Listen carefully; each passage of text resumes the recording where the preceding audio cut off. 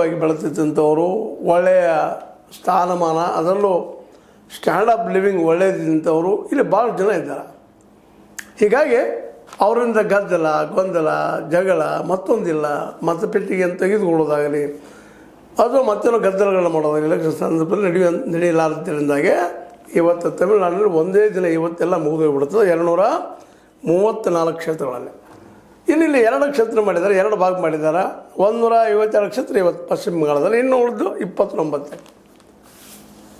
ಪಶ್ಚಿಮ ಬಂಗಾಳದಲ್ಲಿ ಮೊದಲಿಂದಲೂ ಪಶ್ಚಿಮ ಬಂಗಾಳ, ಬಿಹಾರ್, ಉತ್ತರ ಪ್ರದೇಶ್ ಇವುಗಳಲ್ಲೆಲ್ಲ ಬಹಳಷ್ಟು ಮತಪೆಟ್ಟಿಗೆಗಳ ಹಗರಣ ಮಾಡಿರ್ಬೋದು, ಮತ್ತೇನೋ ಆಗಿರ್ಬೋದು.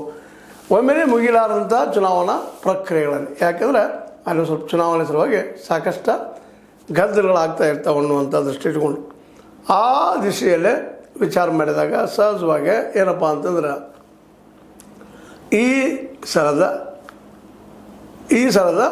ಈ ಚುನಾವಣೆ ಇಲ್ಲೂ ಸಹಿತ ಆಗ್ಬೋದು ಅನ್ನೋಂಥದ್ದು.